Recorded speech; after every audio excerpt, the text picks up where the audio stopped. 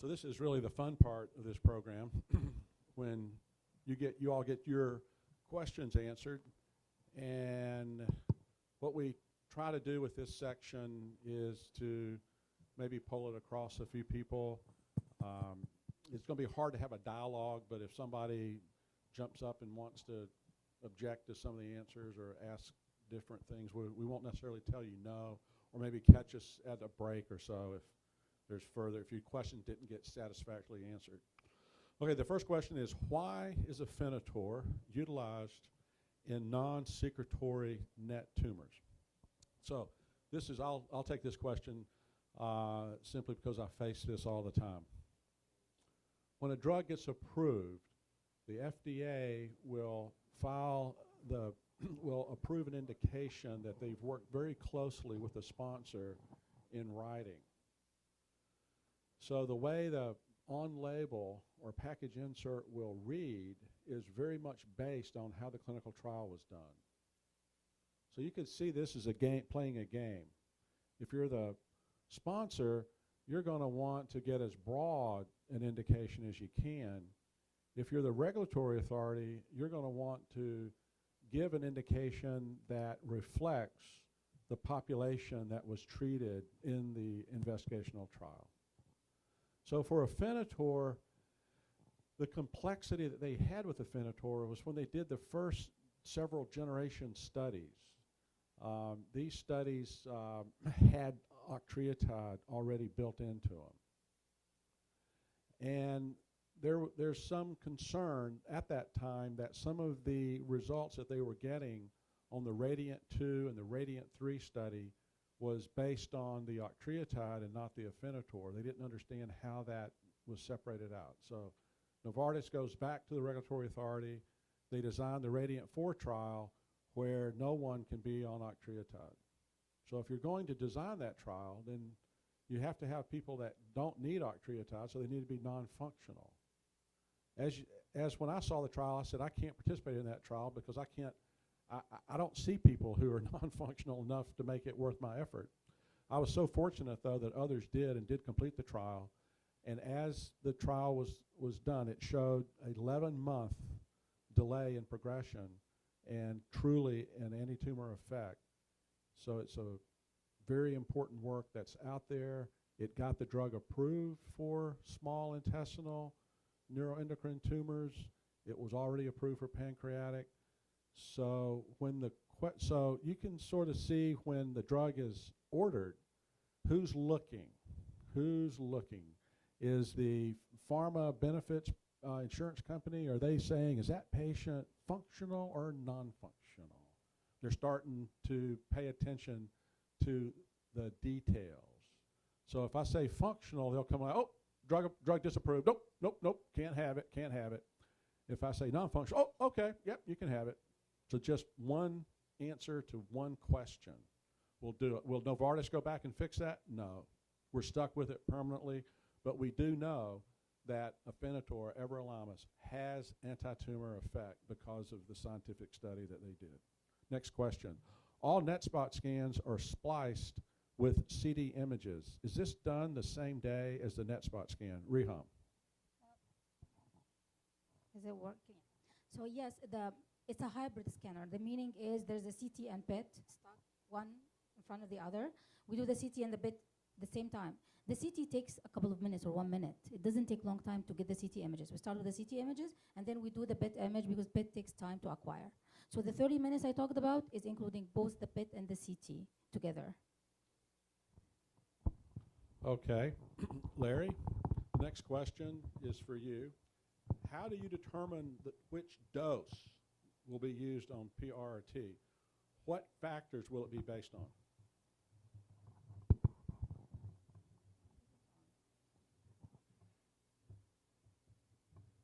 I think this is on, yes.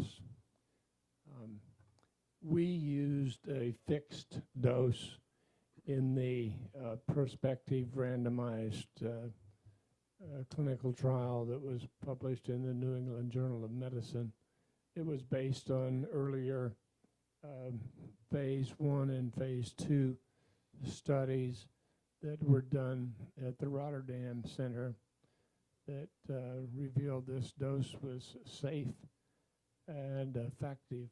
But in the future, we may need to do further studies to develop customized or individualized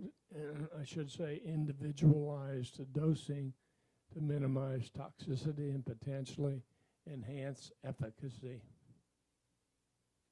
Will PRT only be used for midgut tumors? No, I think further trials are necessary so that we can expand the use of this meaningful addition to the therapeutic armamentarium. I think it will have a definite role to play in pancreatic neuroendocrine tumors, and it may have a role to play in foregut carcinoids, such as thymic carcinoids or bronchial carcinoids. And basically, I think it will have a role to play in any neuroendocrine tumor that expresses somatostatin receptor positivity. So trying to predict how the FDA may act on the data, since the study was strictly midgut, this is really up to the agency. They could approve it for pancreatic and lung without additional studies. They could. The company is sort of betting they will, because they had a study ready to go for pancreatic, and at the last minute they shut it down. So they've got maybe some inclination to do it, but they're also looking at it in other somatostatin receptor tumor types. Melanoma is one that they're interested in, and I think paraganglioma is the other one. Neuroblastoma would be another one. Yeah. So those probably will be studies that they'll have to do, because they differ enough from these other neuroendocrine tumors that. I would be very surprised if they gave a blanket approval to treat all somatostatin receptor positive tumors. It would be very unlike the FDA.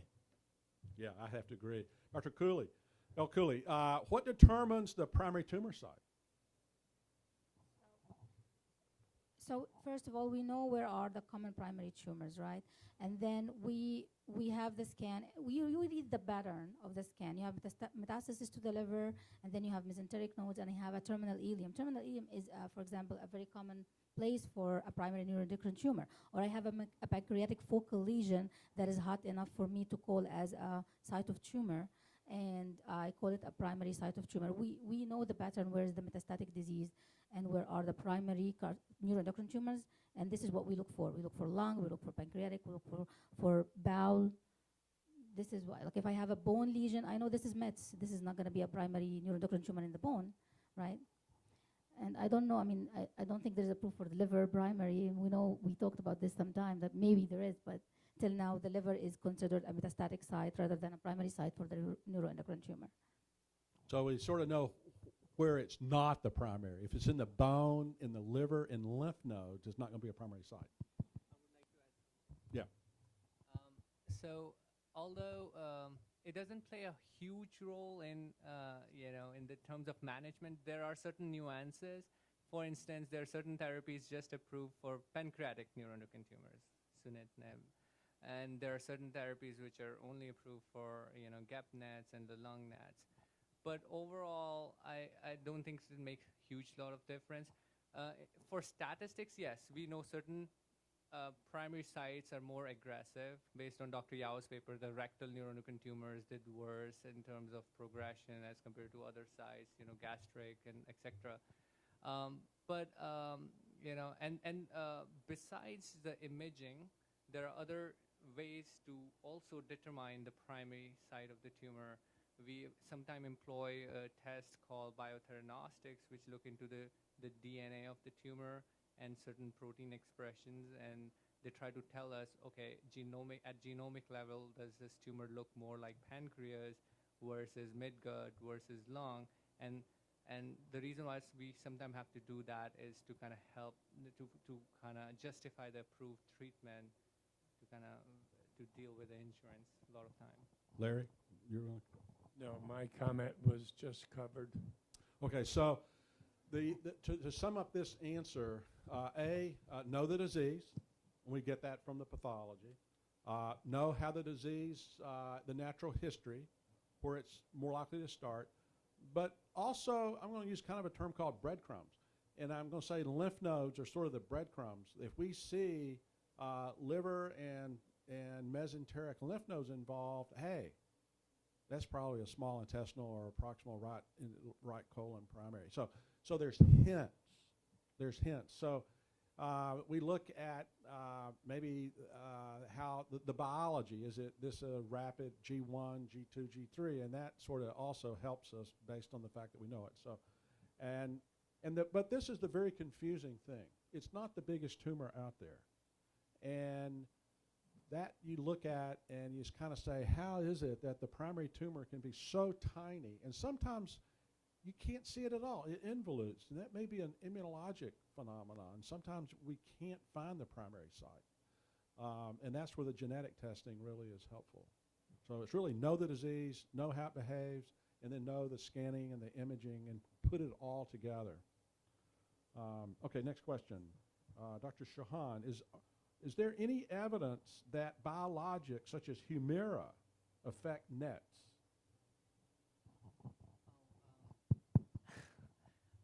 To my knowledge, I don't think so. Humira has been, there are any big prospective data. I'll defer to Dr. Coles if there are any anecdotal, but I don't foresee a reason why an immunosuppressant kind of regimen would benefit neuroendocrine tumor patients. So it would require some kind of hypothesis why it might work, and then test that hypothesis either in an animal model or in a clinical model. So I don't think pharma is necessarily interested in bringing that into the NET world. I've not heard any undercurrent of interest. Okay, how do you determine, let's see, any studies on marijuana and pancreatic neuroendocrine tumors? Anybody want to take that? Any takers? Okay. Any studies on marijuana and pancreatic neuroendocrine tumors? And these are comments. The questioner is asking for comments on the role of marijuana in pancreatic neuroendocrine tumors. Anybody have any comments? Any neuroendocrine tumor as well? If the question relates to whether marijuana might have palliative effect in terms of appetite stimulation in the face of weight loss, that's one aspect of the question. It doesn't have any role as an anti-tumor agent that I know of, nor do I envision hypothesis that would warrant its study. I have personal experience with patients who have elected to use marijuana as an appetite stimulant with positive benefit, including weight gain. And it also has a role to play in terms of pain control in patients with abdominal pain from mesenteric fibrosis. Okay, should you remove the primary even after it has metastasized to the liver for a longer life? We don't have a surgeon here today to defend this, and that's probably a good thing because the surgeon would say yes. You know, I mean, go to a barber, you need a haircut. So, Larry, you've seen a lot of patients who have had their primaries either remained in place or resected, and this has been a hot topic at some of our national meetings. How do you see the data coming down? It remains a hot topic.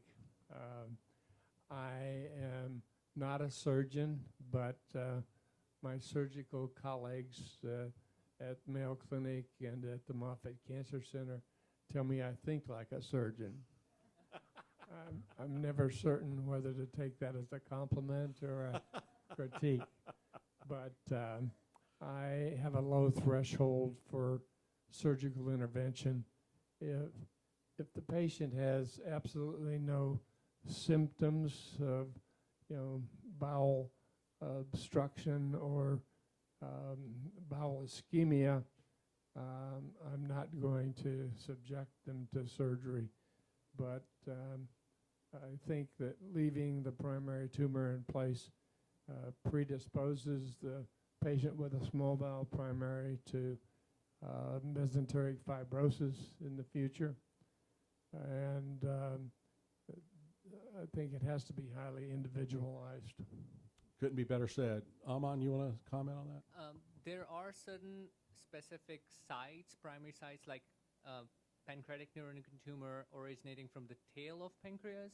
So the tumor growth into the blood vessel near the spleen can down the road cause portal hypertension and can cause a lot of problems.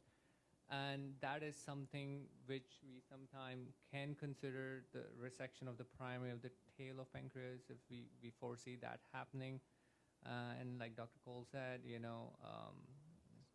small bowel primaries, if there's concern for mesenteric fibrosis and obstruction, we'll definitely recommend to take out the primary in that cases.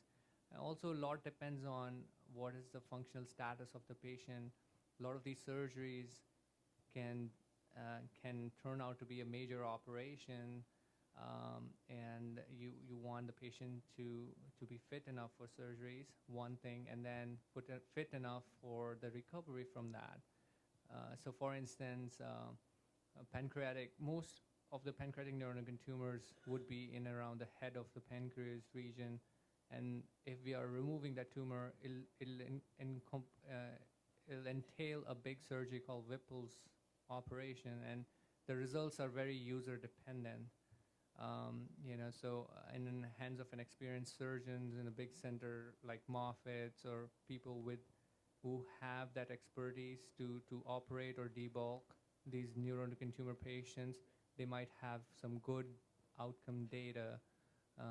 But in the hands of a surgeon, a regular surgical oncologist don't see these kind of tumor, they might not be able to replicate that the data. So I think it's a tricky call, and I don't think we would ever be able to answer that question, because to do a clinical trial with surgery versus no surgery, I think it'll be highly unethical to kind of flip a coin and tell you get to go to surgery and you don't. So I don't think so, and we'll have the clear-cut answer to this particular question regarding surgical debulking and the benefit. I'm a big proponent. I've written a lot of papers with Dr. Wang, Dr. Woltering on this topic, and I would still say, in a select few patients in a unique situations, I think it certainly has a role. If part of treatment has been radiation, lung, does that interfere with the gallium scan, Dr. El Kahui? So I don't want to confuse between the FDG and the gallium.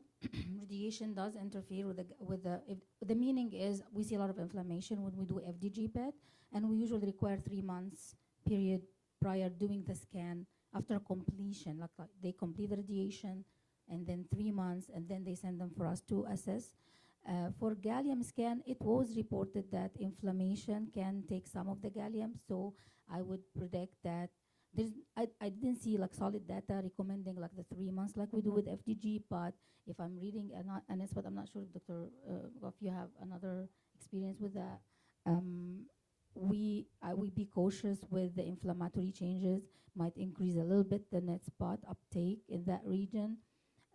We don't necessitate 3 months right now for the net spot, as far as I know, but it's usually better to wait till the inflammation that the external beam radiation causes to surrounding normal tissue clear out and calm down, and then do our scan to have a cleaner scan and be more sure about our impression.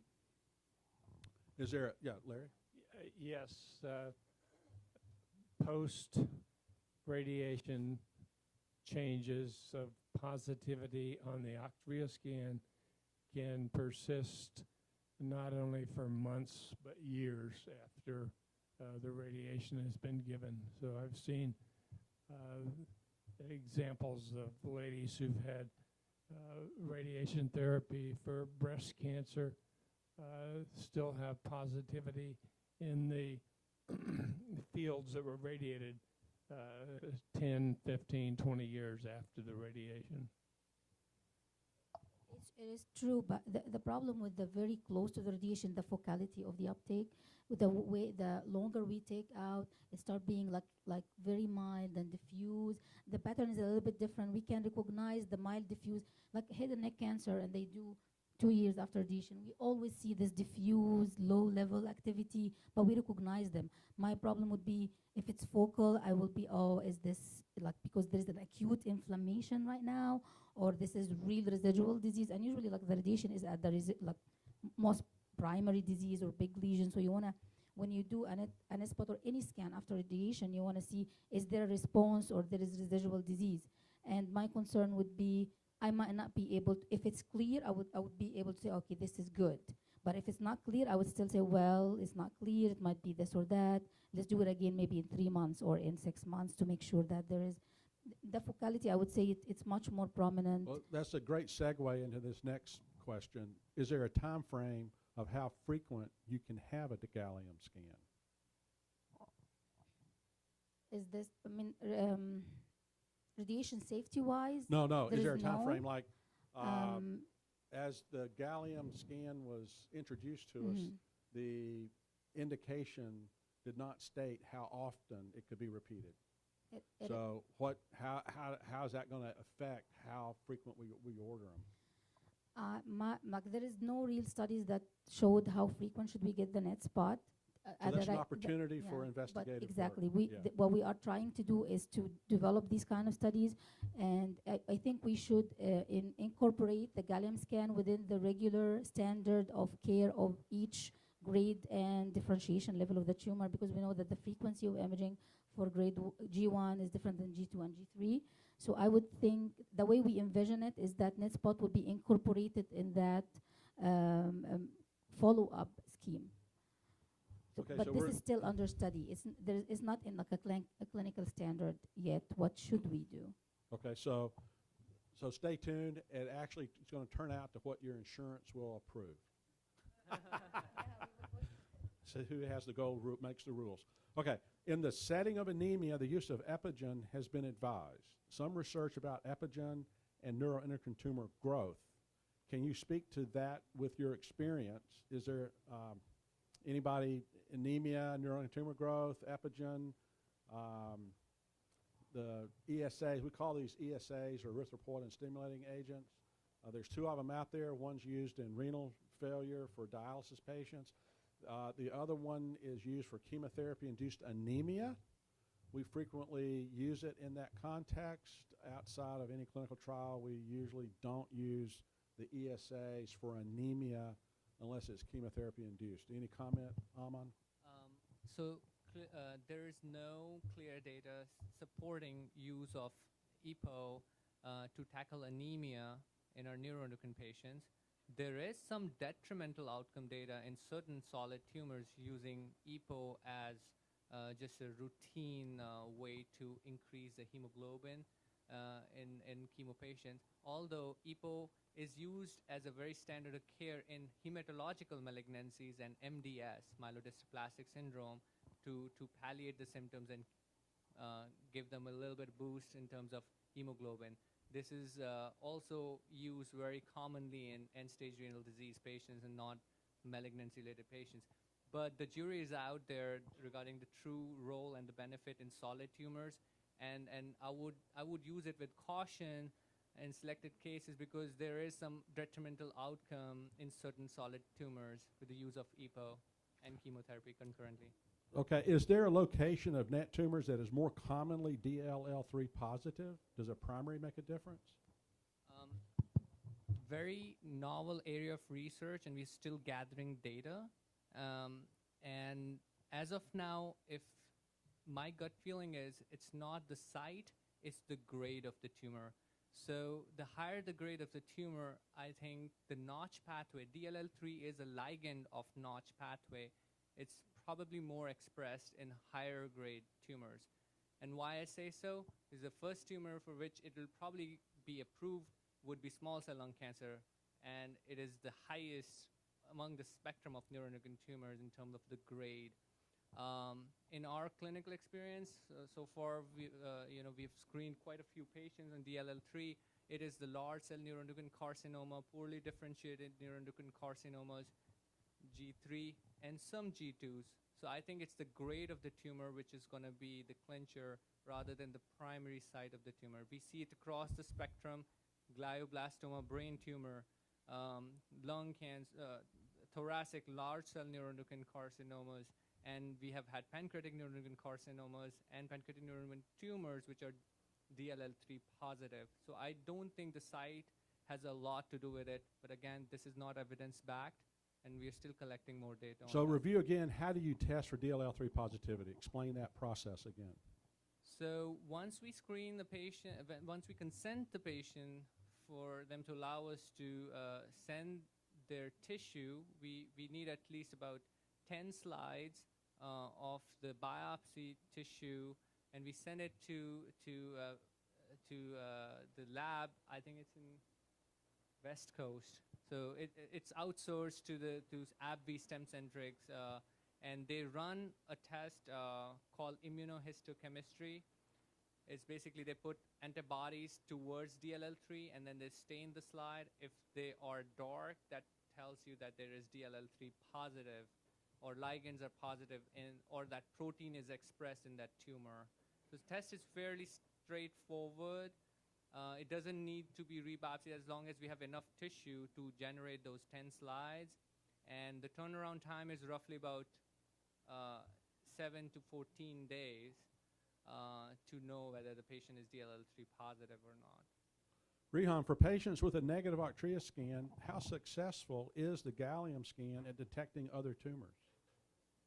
Well, there are studies showing that the gallium scan is more sensitive and it detects more tumor. Inherently, the PET-CT technology is better than the SPECT-CT. Physics behind it and the way we detect the photons makes the images better and better resolution. I can better have a distinction between the lesion and the surrounding normal tissue. And there are studies showing that definitely the gallium DOTA detect more, it's more sensitive and detect more lesions. What is the false negative rate overall? For gallium, you mean? Yeah.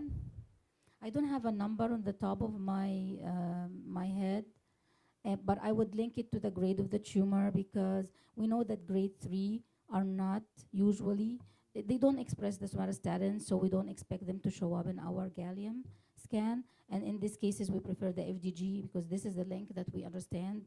The G3 tumors are usually FDG avid, non-somatostatin receptor analog avid.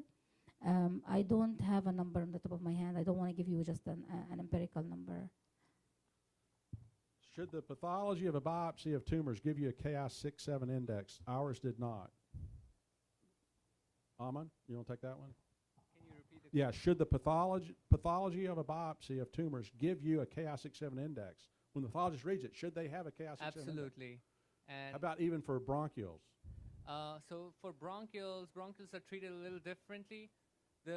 And the reason I think it's because the way we biopsy our lung tumors is through an EBUS or the endoscope, and then we don't really have luxury to obtain a lot of tumor tissue. So we get a little bit of tissue called FNA. This is from a little bit of needle. And when we get FNA, Ki-67 is highly inaccurate if we have very little tissue. So the way we stratify our bronchial neuroendocrine tumors is through mitotic index, and which is a little different than Ki-67. It's not a Ki-67 stain, but it kind of relays the same information. How fast are the tumor growing or multiplying? And it's, So if they don't have a Ki-67 index, what can they do to get one if they want one? well, they should send the slides to us. I'm Okay, kidding. there you have it. Larry, is it possible to have carcinoid crisis in surgery without having carcinoid syndrome?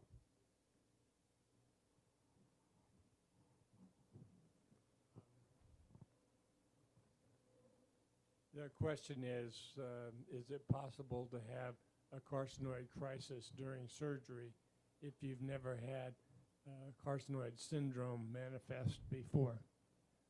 In my experience, that would be highly unusual, but I think it's theoretically possible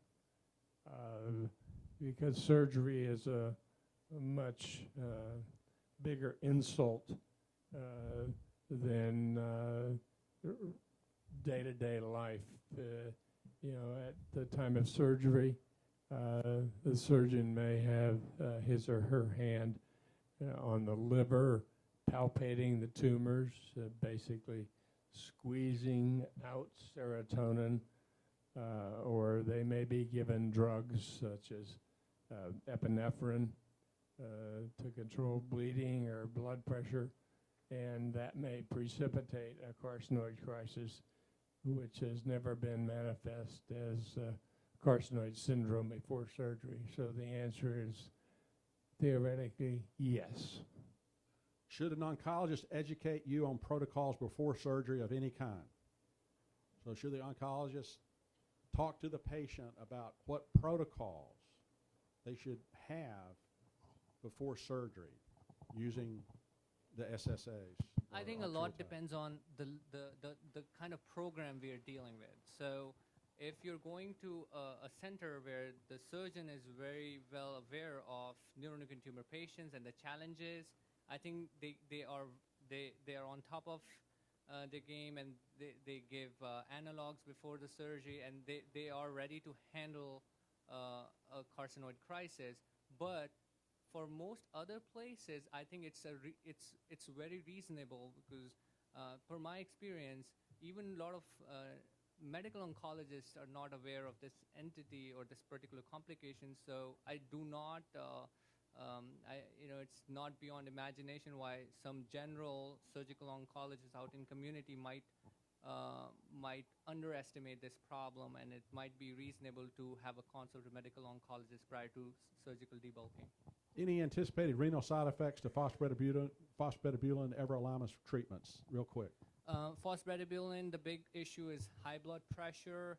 I don't anticipate renal issues, but unless the blood pressure is causing renal issues, we are going to be monitoring the renal functions very closely. But to me, cardiovascular and blood pressure would be the biggest concern. Okay, we're going to take a break right now and eat lunch, and feel free to mingle and ask questions during the break. Thank you.